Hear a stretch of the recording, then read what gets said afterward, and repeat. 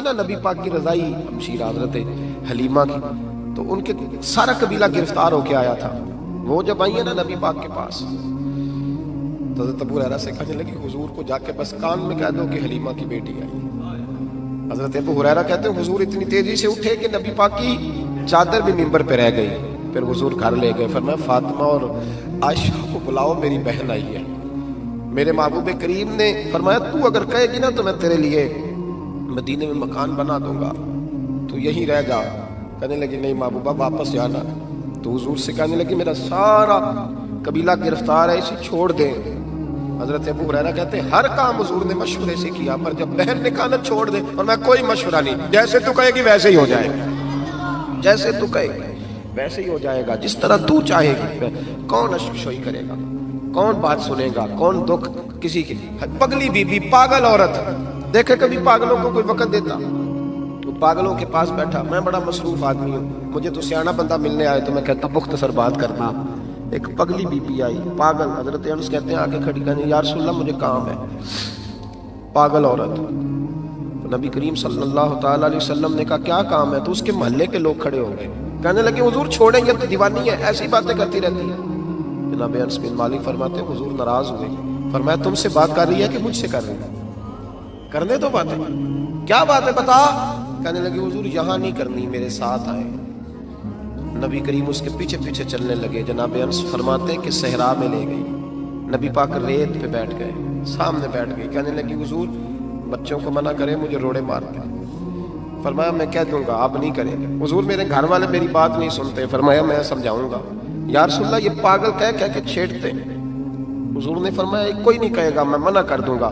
حضرت انس کہتے ہیں دیر تک حضور کو ریت پہ حضور بیٹھے. یار یہ بھی سنت ہے میرے نبی. صرف کھانے کے درمیان میٹھا کھانا ہی سنت نہیں میرے بھائی، یہ بھی نبی پاک کی سنت ہے، یہ بھی رسول پاک کا طریقہ ہے. نبی کریم نے دیر تک وقت دیا، دیر تک. کبھی ہنستی کبھی رو دیتی. حضرت انس کہتے ہیں میں نے یہ انداز بھی دیکھا، جب وہ ہنستی تو حضور بھی ہنستے. کبھی کو پاگل کے غم سن کے بھی رویا. لیکن ایسا کوئی محبوب کہیں ہوگا نہ کہیں ہے، بیٹھا ہے چٹائی پہ مگر عرش نشیں ہے. میرے محبوب نے کھول کے باتیں سنی، کھول کے اپنی مرضی سے. کہنے لگی محبوبہ میں تھک گئی ہوں، اب آپ جائیں. حضور میں تھک گئی ہوں، آپ جائیں. نبی کریم اٹھے اور اٹھ کے فرمایا کسی کا خیال نہ کرنا، جب تیرا دل کرے دوبارہ آ جا. یار یہ حسن ہے، یہ وقار ہے کہ تو اشک شوئی کس طرح. میں نا ابھی انتظار کر رہا ہوں، میں ابھی انتظار کر رہا ہوں کہ ایم این اے آئے گا تو اس غریب کی مدد کرے گا. میں ابھی انتظار کر رہا ہوں کہ ایم پی آئے گا تو اس کی مدد کرے گا. میں ابھی انتظار کر رہا ہوں کہ بہت بڑا سیٹھ آئے گا تو مدد کرے گا. جب محلے کا اور گاؤں کا چودھری کسی غریب پہ ظلم کر رہا ہوتا ہے تو میں اپنے بچے کو کہہ رہا ہوتا تو نہ اس لڑائی میں جانا. ہمیں کیا لگے تو کون پھر اس کا ہاتھ. ظلم پھر ختم کیسے ہوگا؟ پھر کیا طریقہ ہے ظلم ختم کرنے کا؟ جب کچھ ظالم کو ظالم کہنے کوئی تیار نہ ہو. وہ زمانہ جب نبی کریم صلی اللہ تعالی وسلم مکہ شریف میں اعلان نبوت فرمایا تھا تو سارا مکہ مخالف ہو گیا، سارا مکہ. ایک وقت عروج کا ہوتا ہے، ایک وقت ایسا ہوتا ہے جب غربت ہوتی ہے، ابتدا ہوتی ہے. اسلام پر غربت کا زمانہ. قبیلہ بنو آراش کا ایک شخص مکے آیا. وہ کہتا ہے میں چھوٹا سا تاجر تھا. میری باتوں کی سمجھ تو آ رہی ہے نا آپ حضرات؟ جو نہیں بول رہے انہیں بھی آ رہی ہے. اللہ تعالیٰ آپ کو جزا دے. بس ایک دو بات اور عرض کرنی ہے آپ حضرات. حضرت طارق بن عبداللہ رضی اللہ تعالیٰ عنہ اس کے راوی ہیں، فرماتے ہیں وہ بنو آراش کا رہنے والا شخص آیا. وہ کہتا ہے میں چھوٹا سا تاجر تھا، بیوپاری تھا. میں گاؤں سے جانور اونٹ گھوڑے خریدا کرتا، مکے میں لا کے بیچتا، مدینے میں لے جا کے بیچتا، طائف میں. میں ایک دفعہ نا بڑے سرخ رنگ کے خوبصورت 2 اونٹ مکے لایا. میں مکے کے لوگوں کو زیادہ نہیں جانتا تھا، منڈی میں جو لوگ آتے جاتے تھے انہیں جانتا تھا، مال بیچ کے چلا جاتا تھا. آج میں مکے میں داخل ہوا تو ابو جہل مجھے کہنے لگا یہاں ایک شخص نے دعویٰ نبوت کیا، اس کے قریب نہ جانا. میں نے کہا ٹھیک ہے نہیں جاؤں گا. میں نے اونٹ دکھائے تو ابو جہل کو پسند آ گیا، سودا ہو گیا، اونٹ خرید لیے. وہ شخص کہتا ہے کہ اونٹ خرید کے نہ تو کہنے لگا فلاں محلے کی فلاں گلی کے فلاں کونے میں میرا گھر ہے، کل آ کے پیسے لے جانا. کہتے میں اگلے دن پیسے لینے گیا تو کہنے لگا آج نہیں میرے پاس، کل آنا. میں اگلے دن پھر گیا، پیسے، کہنے لگا نہیں کل آنا. ہوٹل ہوتے نہیں تھے، مکے میں میرا رشتہ دار کوئی نہیں تھا، میں فٹ پاتھ پہ سوتا. جو چند کھجوریں اور سرکہ میرے پاس تھا وہ پہلے دن ہی ختم ہو گیا.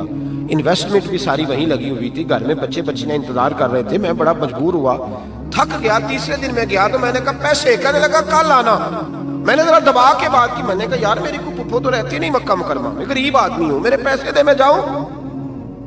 جب دبا کے بات کی تو کہنے لگا جا دوڑ جا، جہاں سے ملتے ہیں لے لے، بھاگ جا۔ یہ تاجر جب ڈوبتے ہیں نا تو معاذ اللہ تعالیٰ کچھ تو ایسے ہوتے ہیں جو خودکشی کر کے مر جاتے ہیں، اس لیے کہ بڑے لوگ ان کے ساتھ وابستہ ہوتے ہیں۔ جب کسی کی اصل راز ہی ڈوب جائے کہتے ہیں میں کانپنے لگا۔ میں نے پوچھا لوگوں سے کہ تمہارے چودھری سردار بڑے کہاں بیٹھتے ہیں؟ تو کہا وہ جو حرم مکہ کے ساتھ ٹولیاں بنا کے بیٹھے ہیں نا، وہ سارے ہمارے سردار ہی ہیں۔ کہتے ہیں میں وہاں گیا، ابو سفیان تھے، ابو لہب تھا، عتبہ، طیبہ، شیبہ، ابو المختری، اخنس بن شریح، سب بیٹھے۔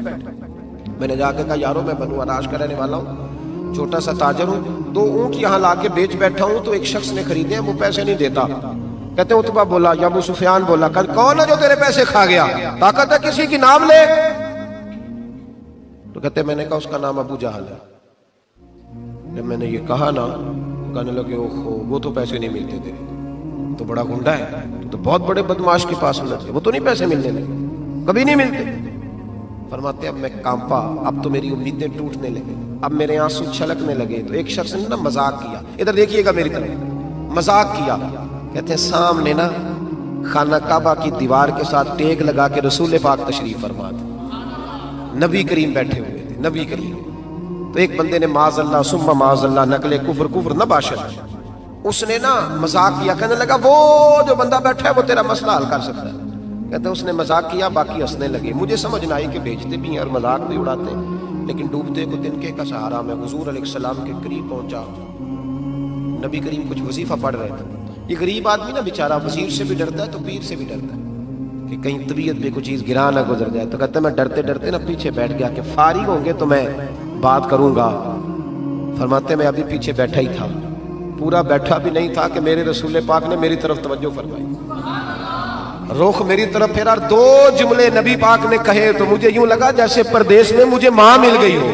2 جملے، پہلا فقرہ حضور نے فرمایا پردیسی لگتے ہو، اور دوسرا فقرہ فرمایا پریشان لگتے ہو۔ فرماتے ہیں بعد چھم چھم میرے آنسو گرے، چھم چھم۔ اور بھائی کوئی اپنا ملے تو رونے کا مزہ آتا ہے، کوئی دکھ پوچھے تو پھر بندہ آنسو گرائے نا، ہر ایک کو تو دکھ سنائے بھی نہیں جاتے۔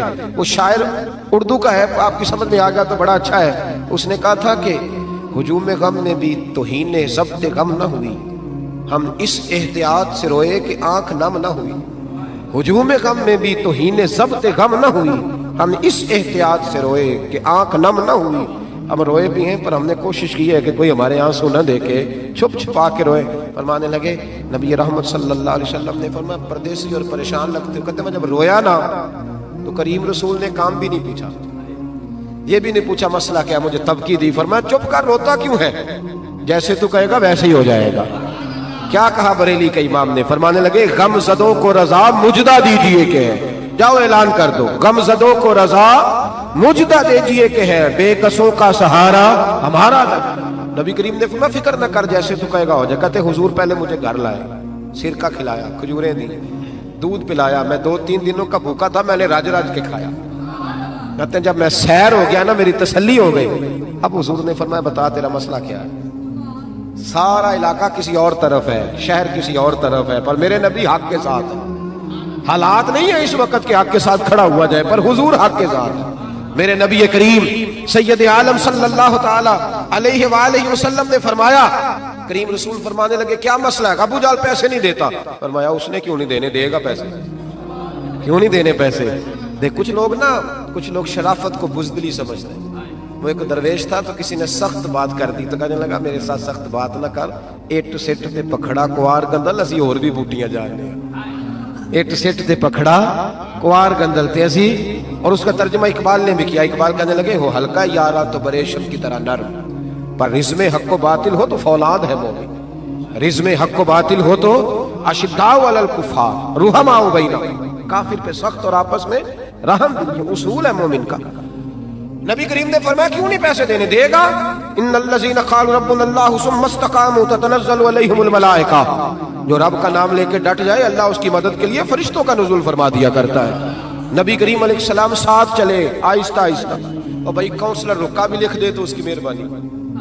ویسے تو کونسلر کے دروازے پہ سویرے کو چلا جائے نا غریب آدمی، امیر آدمی پہ تو خیر پرچہ بھی ہو تو ایسا جو سب پوچھتے ہیں، جو سب درخواست آئی ہوتا کی کرتا ہے، تو غریب آدمی کو لے جاتے ہیں تو وہ پھر جاتا ہے بیچارہ کونسلر صاحب کے پاس، چودھری صاحب کے پاس، تو پھر اندر سے پیغام آتا ہے کہ چودھری صاحب ٹوتھ پیسٹ کر رہے ہیں، پھر پیغام آتا ہے کہ بریڈ گرم ہو رہا ہے، پھر پتہ چلتا ہے کہ اب اخبار پڑھ رہے ہیں۔ وہ غریب باہر بیٹھا ہے، پھر باہر آ کے پوچھتے ہیں گاڑی کرا کے لائے ہو؟ وہاں کیسے جانا ہے؟ وارث شاہ مان کری نہ وارثہ دا، رب بے وارثہ کر کے مار دائی، بے پرواہی ویک سجن دی جتھے کسے دی پیش نہ جاوے، انہیں تاجاں والے در در رولے، تاجاں والے در در رولے تے منگتے آ تخت بٹھاوے، وہ سجنہ کسے نکارا مل دائی، کوئی کعبے و خالی آوے، ڈھار اس کی بے نیازی سے۔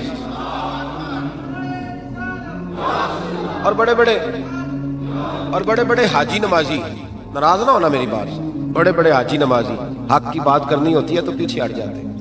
ایک بابا بلے شاہ صاحب کی بات نہ کر دیں درمیان میں، بابا صاحب نے بڑا شکوہ کیا، کہنے لگے حج بھی کیتی جاندے ہو تے لہو بھی پیتی جاندے ہو، حج بھی کیتی جاندے ہو تے لہو بھی پیتی جاندے ہو، کھو کے مال یتیماں دا تے بھیج مسیتی جاندے ہو، پھٹ دلاں دے سیندے نہیں تے ٹوپیاں سیتی جاندے ہو، نفس تے چھری پھیر دے نہیں تے دمبے کیتی جاندے ہو، فرض بھلائی بیٹھے ہو تے نفلہ نیتی جاندے ہو، او دسو تے صحیح بلے شاہ نو ایک ہی کیتی جاندے ہو، او کچھ دسو تے صحیح بلے شاہ نو ایک ہی کیتی۔ نبی کریم صلی اللہ علیہ وسلم نے فرمایا دینے کیوں نہیں، ہم حق کے ساتھ، حضور ساتھ چلے۔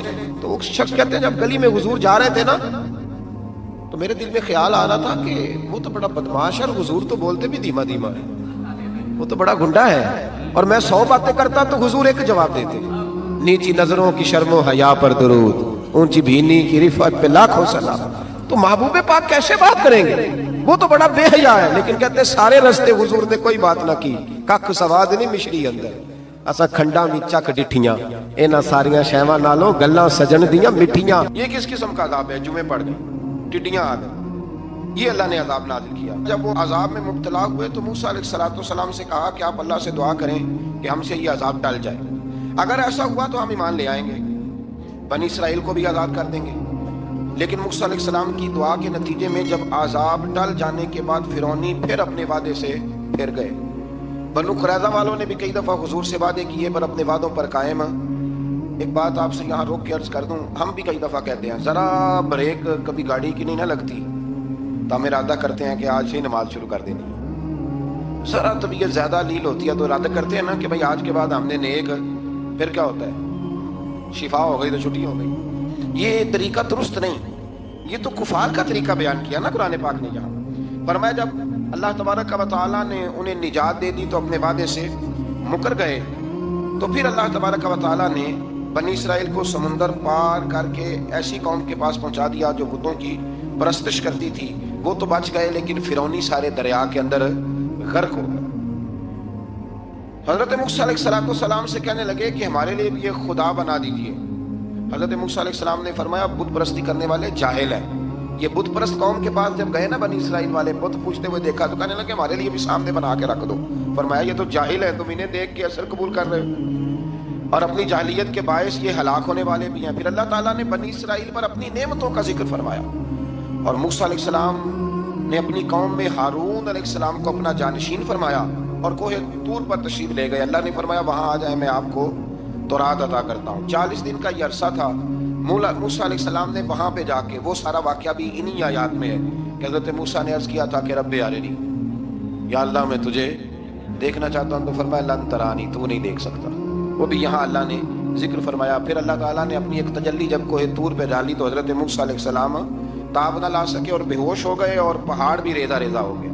اس کا ذکر بھی اللہ نے انہی آیات میں فرمایا۔ آیت نمبر 144 سے 155 تک حضرت موسیٰ علیہ السلام کو رسالت عطا کرنے، کلیم اللہ کا منصب عطا کرنے، تورات عطا کرنے کا ذکر ہے۔ آگے چل کے بتایا کہ جو متکبر لوگ ہیں نا وہ آیات الہیہ سے منہ پھیرتے ہیں، اور جو لوگ اللہ کی آیات اور قیامت کو جھٹلاتے ہیں ان کے اعمال باطل ہیں۔ پھر موسیٰ علیہ السلام کے کوہ طور پر قیام کے عرصے میں بنی اسرائیل کے زیورات سے بچڑا بنا کر اسے معبود بنانے کا ذکر ہے۔ ان میں ایک جادوگر تھا سامری، سنا ہے سلالہ میں اس کی قبر ہے۔ حضرت موسیٰ کوہ طور پہ چلے گئے تو اس نے پیچھے سے نا سونے کا ایک بچڑا بنا لیا، اس میں سونے کی تاریں اس کے منہ میں لگائیں، آواز چلتی تھی تو بجتی تھی۔ اتنے کمزور عقیدے کی یہ قوم تھی کہ انہوں نے فٹافٹ ماننا شروع کر لیا، فٹافٹ ماننا، کہنے لگے یہ ٹھیک ہے۔ چنانچہ موسیٰ علیہ السلام جب واپس آئے تو قوم پر غصے اور افسوس کا اظہار فرمایا۔ اور کہا میرے پیچھے تم نے ایسا برا کام کیا. انہوں نے تورات کی تختیاں بھی زمین پہ ڈالیں اور اپنے بھائی ہارون علیہ السلام کا سر پکڑ کے اس سے جواب طلبی کی. انہوں نے کہا اے میرے ماں جائے، بڑے خوبصورت لفظ ہے قرآن پاک، اے میرے ماں جائے، اے میرے بھائی، قوم نے مجھے بے بس کر دیا اور قریب تھا کہ یہ مجھے قتل بھی کر دیتے. اب آپ مجھ پر سختی کر کے دشمنوں کو ہنسنے کا موقع نہ دیں. کبھی بھی دشمنوں کو اپنے اوپر ہنسنے کا موقع نہ دینا چاہیے. پھر آیت نمبر 151 میں موسیٰ علیہ السلام کی دعا اور کلمات استغفار کا ذکر ہے. آگے چل کے بتایا کہ غصہ ٹھنڈا ہونے پر موسیٰ علیہ السلام نے تورات کی تختیوں کو اٹھایا جن کی تحریر میں اللہ سے ڈرنے والوں کے لیے ہدایت اور رحمت کی بشارت تھی. آیت نمبر 156 سے لے کر 158 تک میں موسیٰ علیہ السلام کی دعا کا ذکر ہے جس میں انہوں نے اپنی قوم کے لیے اللہ تعالیٰ سے دنیا اور آخرت کی بھلائی مانگی. اللہ تعالیٰ نے فرمایا یہ کامل نعمت میں ان لوگوں کو عطا کروں گا جو ایمان کے ساتھ تقویٰ بھی اختیار کریں گے، یہ انہیں ملے گی نعمت. اور پھر وہ زکوٰۃ دیں گے اور اس عظیم رسول یعنی نبی کریم صلی اللہ تعالی علیہ وآلہ وسلم کی وہ پیروی کریں گے. یہ آیت نمبر 158 ہے یہ سورہ آراف کی. چونکہ حضور علیہ السلام کی بڑی عظمتوں کا اللہ کریم نے یہاں ذکر ارشاد فرمایا ہے اور ایک تفصیل ہے نبی کریم صلی اللہ تعالی علیہ وسلم کی سیرت مبارکہ کی. اللہ تبارک و تعالیٰ کبھی توفیق دے، اللہ تعالیٰ کبھی ہمت دے تو ان آیات پر غور کریں تو وہ نعتیں جو قرآن نے بیان کی ہیں حضور کی وہ بھی بڑی شاندار ہیں. قرآن مجید میں اللہ کریم نے فرمایا جو لوگ پیروی کریں گے اس رسول کی جو بغیر پڑھے ہوئے دنیا میں آئے، دنیا میں آ کے کسی سے پڑھا، بے پڑھے رسول کی جو پیروی کریں گے. کون سے رسول؟ الذی یجدونہ مکتوبا عندہم فی التوراۃ والانجیل. فرمایا یہ وہ رسول ہے جن کو لکھا ہوا تورات میں بھی پائیں گے اور انجیل میں بھی پائیں گے ان کی شانیں. وہ نبی کیا کریں گے؟ یأمرہم بالمعروف وینہاہم عن المنکر، وہ انہیں نیکی کا حکم کرتا ہے اور برائی سے منع فرماتا ہے. ویحل لہم الطیبات، اور نبی پاک ان پر حلال چیزوں کو، پاک چیزوں کو حلال کرتے ہیں اور گندی چیزوں کو ان پر حرام کرتے ہیں. حلال حرام کا اختیار اللہ نے رسول پاک کو بھی عطا فرمایا ہے، حضور کو بھی اللہ نے اختیار دیا. اسی لیے تو حضور کسی کو کہہ دیتے تھے چل تو نہ 5 نہ پڑھنا تو 2 ہی پڑھ دینا. یہ بھی حضور نے فرمایا. ایک بندے نے روزہ توڑ لیا تو فرمایا کھجوریں مجھ سے لے جا اور گھر جا کے کھا لے. روزہ بھی تو نہیں توڑا ہے تو مجھ سے لے جا، گھر جا کے کھا، تیرا کفارہ ادا ہو جائے. تو نبی پاک صلی اللہ علیہ وسلم نے بڑی ساری جگہوں پہ اس اختیار کو، تو قرآن مجید نے کہا یحل لہم الطیبات، پاک جتنی چیزیں پاک تھیں وہ میرے نبی نے تم پر حلال کر دی. ویحرم علیہم الخبائث، اور جو گندی چیزیں تھیں ناپاک تھیں وہ نبی پاک نے تم پر حرام کی ہیں. جو پہلے ہی ٹھیک نہیں تھی وہ حضور نے حرام فرمائی. اور پھر بڑے خوبصورت لفظ ہیں اگر آپ جاگ کے سنیں تو فرمایا وَيَدْعُ عَنْهُمْ، اور وہ ان پر سے اتارتے ہیں اِسْرَهُمْ وَالْأَغْلَالَ الَّتِي كَانَتْ عَلَيْهِمْ. فرمایا نبی پاک ان سے ان کا بوجھ اتارتے ہیں اور کاٹتے ہیں وہ زنجیریں جن میں یہ لوگ جکڑے ہوئے تھے، غلامی کی زنجیریں، سخت ترین احکام کی زنجیریں. فرمایا میرے رسول تو دنیا میں زنجیریں کاٹنے کے لیے آئے، حضور نے لوگوں کی زنجیریں کاٹ دی. فرمایا فَالَّذِينَ آمَنُوا بِهِ وَعَزَّرُوهُ وَنَصَرُوهُ، فرمایا جو لوگ اس نبی پر ایمان لائیں گے، ان کی تعظیم کریں گے، ان کے دین کی مدد کریں گے، وَاتَّبَعُوا النُّورَ الَّذِي أُنزِلَ مَعَهُ، اور اس نور کی پیروی کریں گے جو ہم نے نبی پاک کے ساتھ اتارا ہے. وہ کیا ہے؟ حضور کے ساتھ کیا اترا ہے؟ قرآن مجید. فرمایا جو اس کی پیروی کریں گے اولئک هم المفلحون، یہی لوگ ہیں کامیاب ہونے والے. اور اگلی آیت میں فرمایا محبوب آپ کہہ دیں، آج پھر کھل کے اعلان کر دیں. کیا کہا؟ قل یا ایھا الناس انی رسول اللہ الیکم جمیعا. فرمایا لوگوں کو بتا دیں کہ میں ایک قبیلے کا، ایک گروہ کا، ایک ملک کا نہیں، میں سارے انسانوں کا رسول بن کے آیا ہوں، تمام انسانوں کی طرف. اور حضور نے اعلان فرمایا، خود بخاری کا لفظ ہے، فرمایا ارسلت الی الخلق، فرمایا میں صرف انسانوں کا نہیں، جس کو اللہ نے پیدا کیا ہے میں ان سب کا رسول بن کے دنیا میں آیا، سب کا رسول بن کے میں دنیا میں آیا ہوں. تو ان آیات کے اندر اللہ تبارک و تعالیٰ نے رسول کریم علیہ الصلوۃ والسلام کی ان ساری عظمتوں کو بیان فرمایا. آیت نمبر 160 میں موسیٰ علیہ الصلوۃ والسلام کے پتھر پر ضرب لگانے اور ان کے قوم کے 12 قبیلوں کے لیے 12 چشمے جاری ہونے کے معجزے، اور پھر بادل کے سایہ کرنے والا معجزہ، من اور سلوہ کے اترنے کا بیان بھی فرمایا. اور اس کے بعد اس امر کا بیان بھی فرمایا کہ بنی اسرائیل کو حکم ہوا کہ معافی مانگتے ہوئے اور سجدہ کرتے ہوئے بیت المقدس میں داخل ہو جاؤ، مگر انہوں نے اس مسئلے میں بھی تحریف کر دی، اس کو بھی بدل دیا. مزید بتایا کہ سمندر کے کنارے جو ایک بستی تھی، انہیں ہفتے کے دن وہاں مچھلیاں پکڑنے سے منع کیا گیا تھا، مگر انہوں نے اللہ کے حکم کی نافرمانی کی، سوائے ایک گروہ کے۔ بنی اسرائیل کی نافرمانیوں کے باعث اللہ نے ان کی صورتوں کو بدل دیا۔ اللہ نے انہیں، ایک شخص نے ایک بزرگ سے پوچھا کہ نبی پاک علیہ السلام کی رحمت سے ہمیں کیا ملا ہے؟ معاذ اللہ، اگر میں ابھی پوچھوں کہ حضور کی رحمت سے کیا ملا ہے، تو بزرگ کہنے لگے کہ اس طرح کر، شام کو گھر جانا اور آئینے کے آگے کھڑے ہونا اور اپنے پچھلی زندگی کے سارے اعمال دیکھنا اور پھر اپنا چہرہ دیکھنا، اگر بدلا نہیں نا تو سمجھ لے میرے رسول کی رحمت سے حصہ ملا ہوا ہے، تجھے میرے کریم محبوب کی رحمت سے حصہ ملا ہوا ہے۔ ورنہ وہ نافرمانی کرتے تھے تو ان کے چہرے بدل جاتے تھے، دروازوں پہ لکھا جاتا تھا۔ سنگیوں بتاؤ نا، اگر آج بھی یہ حال ہو تو کون کسی کو منہ دکھانے کے قابل رہے؟ کون کسی کو منہ دکھانے؟ دعا فرمائیں اللہ محبوب کی غلامی میں ہمیں پختگی نصیب فرمائے۔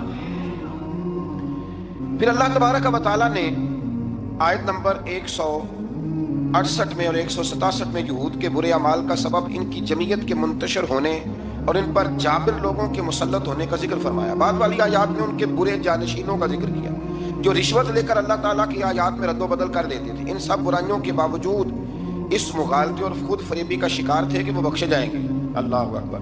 اللہ تعالیٰ نے فرمایا کہ آخرت کا گھر صرف متقیوں کے لیے اور اللہ کے فرما بردار بندوں کے لیے۔ آیت نمبر 172 میں اس امر کا بیان ہے کہ اللہ تعالیٰ نے بنی آدم کی ارواح کو ایک جگہ پہ جمع کیا تھا اور جمع کر کے پوچھا الستُ بربکم، کیا میں تمہارا رب نہیں؟ تو سب نے یک زبان کہا قالوا بلا، ہاں مالک تو ہی ہمارا رب ہے۔ وہاں گواہی دی اور یہاں آ کے مکر گئے، وہاں گواہی دی اور یہاں مکر گئے۔ تو ہمارے بزرگوں نے لکھا ہے اس وقت بھی سب سے پہلے جس روح نے گواہی دی وہ میرے اور آپ کے پیارے رسول کی روح ہے مبارک، سب سے پہلے۔ اور حضور نے فرمایا جو روحیں وہاں ایک دوسرے کو جانتی تھی وہ یہاں بھی ایک دوسرے کو۔ داتا گنج بخش علی اجمیری رحمۃ اللہ لکھا ہے کہ حضرت حرم بن حیان کہتے ہیں میں حضرت اویس کرنی سے ملوں، تو کہتے ہیں میں ان کے پیچھے یمن گیا تو وہ یمن سے مکے چلے گئے، میں مکے گیا تو وہ مدینے آ گئے، میں مدینے گیا تو وہ مصر چلے گئے، وہاں سے وہ پھر یمن آ گئے۔ بالآخر میں نے نہر فرات کے کنارے انہیں دیکھ ہی لیا، وضو کر رہے تھے، میں نے ان کو سلام لیا تو میرا ارادہ تھا سلام کے بعد پوچھوں گا کہ آپ بھی اویس کرنی ہے؟ کہتے میں نے السلام علیکم کہا تو وضو سے فارغ ہو کر کہنے لگے وعلیکم السلام یا حرم بن حیان۔ تو میں نے کہا حضور آپ مجھے کیسے جانتے ہیں؟ میں تو پہلی دفعہ ملا ہوں۔ کہنے لگے میں اویس کرنی ہوں، تو حرم بن حیان ہے، میں تجھے جانتا ہوں۔ کہا حضور کس طرح؟ فرمایا عرفت روحی من روحی کا، میری روح تیری روح کی واقف ہے، میری روح تیری روح کی۔ کن فیکون تے کل دی گل ہے، وہ درویش نے کہا تھا نا کن فیکون تے کل دی گل ہے، اسی اگے پریت رلائی، ہمارا تو پرانا جرانہ ہے بھائی، کن فیکون تے کل دی گل ہے۔ اللہ تبارک و تعالیٰ سمجھنے کی توفیق عطا فرمائے۔ یہاں بڑے لطیف نقطے ہیں، بڑی باتیں ہیں، اور انشاءاللہ تعالیٰ کسی وقت کریں گے۔ اس آیت میں بڑا کچھ لکھا ہے ہمارے بزرگوں نے اور کمال کر دیا جس نے جو لکھا۔ بہرحال پھر آگے چل کے اللہ تعالیٰ نے ارشاد فرمایا آیت نمبر 175 میں بغیر نام لیے ایک شخص کا ذکر فرمایا۔ بعض بزرگوں نے کہا وہ بلم بن بورا ہے، اور بعض نے کہا امیہ بن خلف ہے، اور بعض نے کہا ابو عامر فاسق ہے۔ ان تینوں میں سے ایک برائی ان تینوں میں مشترک تھی، تینوں میں وہ جرم پایا جاتا تھا، وہ یہ تھا کہ ان کے پاس علم بھی تھا، زہد اور ریاضت بھی تھی بلم بن بورا کے پاس، لیکن حضرت موسیٰ کے حسد کی وجہ سے تباہ ہو گیا۔ اسی طرح امیہ اور ابو عامر نبی پاک علیہ السلام کے حسد کی وجہ سے تباہ ہو گئے۔ کچھ لوگ صرف حسد کی وجہ سے ہی، پتہ ہے آپ کو، کچھ لوگ حسد کی وجہ سے تباہ ہو جاتے ہیں۔ ایک بادشاہ بڑا کنجوس تھا، تو اس کے سامنے ایک شخص اکثر آیا کرتا تھا، تو کسی نے اس سے کہا کہ بادشاہ سے انعام وصول کرو۔ اس نے کہا یہ بڑا کنجوس ہے، پر چلو اللہ نے مجھے بھی بڑا ذہن دیا، انعام لے ہی لیتے ہیں۔ تو کہنے لگا بادشاہ کبھی انعام ہی دے دیا کر۔ بادشاہ کہنے لگا پہلے میرے سوال کا جواب دے، میرے انعام دوں گا۔ اس نے سوال ہی ایسا سخت پوچھنا تھا کہ انعام بنے ہی نہ۔ حضرت رومی نے لکھا ہے کہ بادشاہ سلامت پوچھو سوال۔ تو بادشاہ کہنے لگا مجھے میرے ہاتھ کی ہتھیلیاں، ان میں بال کیوں نہیں؟ پشت پہ ہے تو ہتھیلی پہ کیوں نہیں؟ اس نے بھی پھر کمال ہی جواب دیا، کہنے لگا آپ سخی بڑے ہیں۔ وہ دے دے کے نا بال سارے کھس گئے، وہ دے دے کے کھس گئے۔ بادشاہ کو بڑا ہی غصہ آیا، پتا تو اسے تھا نا میں کنجوس ہوں، بڑا غصہ آئے گا تو سخی بڑا ہے تو دے دے کے تیرے ہاتھوں کے بال۔ غصے سے کے ساتھ کہنے لگا تو تیرے ہاتھوں پہ کیوں نہیں بال؟ کہنے لگا بادشاہ تو نے دیا بڑا ہے تو میں نے لیا بڑا ہے، تیرے دے دے کے گھس گئے ہیں تو میرے لے لے کے گھس گئے ہیں۔ تو اس کو اور غصہ آیا، کہنے لگا تو یہ جو سارے بیٹھے ہیں یہ دربار میں ادھر بھی تو ان کے ہاتھوں پہ بال کیوں نہیں؟ کہنے لگا بادشاہ تو دیتا رہتا ہے میں لیتا رہتا ہوں تو یہ ہاتھ ملتے رہتے ہیں، ان کے مال مال کے گھس گئے ہیں۔ تو بادشاہ کہنے لگا بھائی بندہ تو سیانا ہے، تجھے کچھ نہ کچھ دینا ہی پڑے گا۔ اس نے دیا اسے۔ تو کچھ لوگوں کے نا مال مال کے ہی اللہ دیتا ہے نوازتا ہے، پر ان کے حسد کر کر کے یاد گھس جاتے ہیں، بیٹھ کے نا پروگرام بناتے رہتے ہیں، اس نے ایسا کیا اس لیے آگے نکل گیا، اس نے یہ کیا۔ ایک صاحب مجھے ایک شخص کے بارے میں خبر دینے لگا، کہنے لگا وہ فلانا کیا، پھر اس نے ایسا کیا، تو پھر وہ جیک لگا، پھر وہ سیاست کی تو آگے نکل گیا۔ میں کہ پتا تھا تینوں بھی سارا ہی سی تم ہی لا لینا سی، کیونکہ تم بڑی باریک خبر دے رہا ہے کہ یہاں سے اس نے ایسے کیا تو پھر اس طرح کر کے اس نے ایسے کیا۔ ایسا نہیں ہوتا، جڑیاں گڈیاں اب ہی اڈیاں، او نہ چڑھن اونچائیاں، او خی گڈیاں اونچیاں اڈیاں جڑیاں سائیاں آپ چڑھائیاں۔ یہ سمجھ لو وَتُعِزُّ مَن تَشَاءُ وَتُذِلُّ مَن تَشَاءُ بِيَدِكَ الْخَيْرُ۔ اس لیے یہ الجھن نہ کرے۔ تو حسد کی وجہ سے یہ لوگ پیچھے رہ گئے، اللہ تعالیٰ ہمیں حسد سے محفوظ فرمائے۔ آیت نمبر 179 میں اللہ تعالیٰ کی نعمت عقل کو قبولیت ہدایت کے لیے استعمال نہ کرنے والوں کو چوپایوں سے بدتر قرار دیا گیا۔ جو عقل اور شعور رکھنے کے باوجود استعمال نہیں کرتے، فرمایا جانوروں سے برے ہیں۔ ان کے دل ہیں مگر وہ حق کے دلائل کو سمجھتے نہیں۔ رب فرماتا ہے ان کے پاس آنکھیں ہیں پر آیات الہی کو دیکھتے نہیں، ان کے پاس کان ہیں پر دعوت حق کو سنتے۔ آیت نمبر 180 میں اللہ تعالیٰ کی اسماء حسنہ کے ساتھ پکارنے کا ذکر ہے کہ رب کو پیارے پیارے ناموں کے ساتھ پکارا کرو، رحمان کہہ کے پکارو، رحیم کہہ کے پکارو، ستار اور غفار کہہ کے پکارو۔ اللہ اکبر۔ آیت نمبر 186 سے 188 میں منکرین کے قیامت کے بارے میں پوچھنے اور قیامت کے اچانک آنے کا ذکر ہے۔ رسول اللہ صلی اللہ علیہ وسلم کو بارگاہ ربوبیت میں عجز و نیاز کی تعلیم دیتے ہوئے فرمایا کیا محبوب آپ یہ کہہ دیں کہ میں اپنی ذات کے لیے خود سے کسی نفع اور نقصان کا مالک نہیں ہوں مگر جو اللہ چاہے، اور اگر میں اپنی ذات سے غیب کو جانتا تو میں از خود خیر کثیر جمع کر لیتا اور مجھے کوئی تکلیف نہ پہنچتی۔ یعنی غیب کے علوم اور ساری نعمتیں رب ہی عطا کرتا ہے، رب ہی عطا کرتا ہے، اور کبھی بھی کوئی تکلیف پہنچے تو اس کی قضاء و قدر سے پہنچتی ہے۔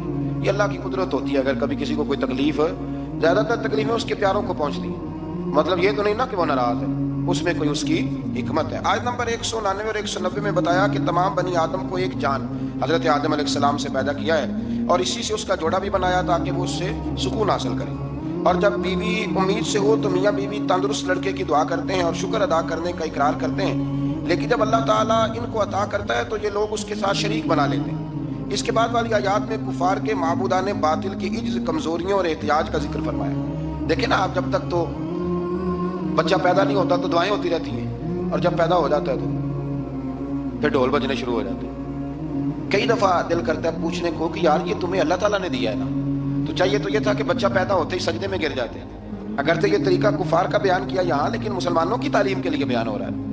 اکثر بھائی میں نے جی 6 من مٹھائی بانٹ ڈالی، اتنا میں نے کیا، تو بھائی نفل کتنے پڑے، اس پر کوئی توجہ نہیں ہے۔ اسی طرح کا ہمارا معاملہ یہ ہے کہ جب تک تو کوئی بندہ بیمار رہتا ہے تو دعائیں چلتی رہتی ہیں، اور تندرست ہو کے آ جائے تو اب وہ بھول جاتا ہے۔ اللہ تبارک و تعالی ہمیں ہر حال میں اپنی یاد کی توفیق عطا فرمائے۔ آیت نمبر 194 میں مشرکوں کے معبودان باطلہ کے بارے میں بتایا کہ وہ تمہاری ہی طرح مخلوق ہیں جن کو تم پوجتے ہو، اور آنکھ، کان، ہاتھ اور پاؤں کی نعمت سے بھی محروم ہے، یعنی وہ خود ہی عاجز اور بے بس ہیں، کسی کو نفع یا نقصان پہنچانے پہ قادر نہیں ہیں۔ یہ چیزیں اللہ تعالیٰ کے اختیار میں۔ آیت نمبر 199 میں اخلاق حسنہ کی جامع ترین تعریف اللہ تعالیٰ نے سرکار دو عالم صلی اللہ علیہ وسلم سے فرمایا، جو قصوروار معذرت طلب کرتے ہوئے آپ کے پاس آئے اسے معاف کر دیجیے۔ محبوب جو معافی مانگے اسے معاف کر دیجیے، اچھی باتوں اور نیک کاموں کا حکم دیجیے، اور ناسمجھ لوگوں سے الجھنے کی بجائے رخ انور پھیر لیجیے۔ اور اگر شیطان وسوسہ اندوزی کرے تو اعوذ باللہ پڑھیے، اللہ کے ذکر سے شیطان کے شر سے پناہ حاصل ہو جائے گی، یعنی جھگڑا نہیں کرنا، اعوذ باللہ پڑھ لیں گے، خود بخود شیطان بھاگ جائے گا۔ سورہ آراف کے آخر میں آیت نمبر 204 میں اللہ نے فرمایا، جب قرآن پڑھا جائے تو غور سے سنو اور خاموش رہو تاکہ تم پر رحم کیا جائے۔ اللہ تبارک و تعالیٰ توفیق عطا کرے۔ آگے سورہ انفال شروع ہو جاتی ہے اسی پارے کے آخر میں۔ یہ سورہ انفال جو ہے یہ مدنی سورت ہے، اور عربی زبان میں انفال کہتے ہیں مال غنیمت کو۔ تو اس میں چونکہ مال غنیمت کا بیان ہے، اور اس کے ساتھ ساتھ اللہ تبارک و تعالیٰ نے اس میں جنگ بدر کے احوال کو، واقعات کو بڑی تفصیل سے بیان کیا۔ اس کی آیت نمبر 2 سے کامل مومنوں کی صفات بیان کی گئی ہیں۔ اس میں اللہ تعالیٰ نے فرمایا کہ جو کامل مومن ہیں وہ اللہ تعالیٰ سے ڈرتے ہیں، آیات الہی سن کر ان کے ایمان کو تقویت ملتی ہے. وَإِذَا تُلِيَتْ عَلَيْهِمْ آیَاتُهُ زَادَتْهُمْ ایمانا. جب اللہ کی آیتیں پڑھی جاتی ہیں تو ان کے ایمان بڑھتا ہے، یعنی ان کے ایمان میں پختگی آ جاتی ہے. فرمایا وہ اپنے رب پر بھروسہ بھی کرتے ہیں، نماز بھی قائم کرتے ہیں، زکوٰۃ بھی ادا کرتے ہیں. فرمایا یہ ہیں جو سچے پکے مومن ہیں. پہلے فرمایا کہ اللہ سے ڈرتے ہیں، پھر فرمایا جب قرآن پڑھا جائے تو ایمان مضبوط ہوتا ہے، پھر فرمایا اپنے رب پہ بھروسہ کرتے ہیں، پھر فرمایا نماز قائم کرتے ہیں، پھر فرمایا زکوٰۃ. یہ کون ہے؟ یہ پکے مومن. آیت نمبر 5 میں فرمایا کچھ لوگ جہاد کے لیے دل و جان سے آمادہ نہ تھے، اندر سے پروگرام نہیں تھا، اور مجاہدین کی خواہش یہ تھی کہ ابو جہل کی قیادت میں مشرکین مکہ کے مسلح اور منظم لشکر کی بجائے ابو سفیان کا وہ جو تجارتی قافلہ ہے اس سے ٹکراؤ ہو جائے. اللہ تعالیٰ نے مشرکین مکہ سے تصادم کو مقدر فرمایا تاکہ حق کی حقانیت اور غلبہ ثابت ہو جائے. اگرچہ کچھ لوگوں کا ارادہ یہی تھا کہ جنگ بدر میں ابو جہل کے لشکر سے ٹکرانا. آپ کو پتہ ہے نا کہ ابو سفیان قافلہ لے کے آ رہا تھا، اس کے لیے مسلمان نکلے تھے، وہ تو بچ کے نکل گیا. پھر ابو جہل 1000 کا لشکر لے کے آ گیا. تو اللہ فرماتے ہیں کہ اللہ نے اس لیے تمہارا ان سے مقابلہ کرایا تاکہ اللہ حق کو واضح کر دے. آیت نمبر 9 سے لے کر 24 تک بتایا گیا ہے کہ اللہ تعالیٰ نے بدر میں مجاہدین کے اطمینان قلب کے لیے اور فتح کی بشارت کے طور پر فرشتے نصرت کے لیے بھیجے. فرشتے آئے مدد کرنے کے لیے. میدان بدر میں سخت زمین اور پانی کے چشموں پر کفار کے پاس تھے، اور نرم زمین جس پر چلنا دشوار تھا مسلمانوں کے پاس تھی، اور پانی کی بھی قلت تھی جس کی وجہ سے اللہم صلی علی سیدنا و مولانا محمد. اللہم صلی علی سیدنا و مولانا محمد. اللہ کے شیر ہے در کرار پر درود، اللہ کے شیر ہے در کرار پر درود، اللہ کے شیر ہے در کرار پر درود. حضرت حسن حسین کے کردار پر درود. اللہم صلی علی سیدنا و مولانا محمد وعلی سیدنا علی و سیدتنا فاطمہ و سیدتنا زینب و سیدنا حسن و سیدنا حسین وعلى آله وصحبه وبارك وسلم. زینب کی بارگاہ میں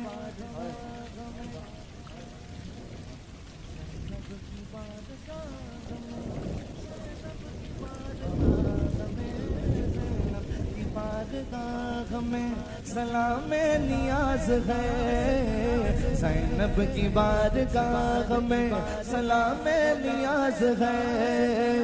جو مرتضیٰ کی لاڈلی زہرا کا ناز ہے. اللہم صلی علی سیدنا و مولانا محمد وعلی سیدنا علی و سیدتنا فاطمہ و سیدتنا زینب و سیدنا حسن و سیدنا حسین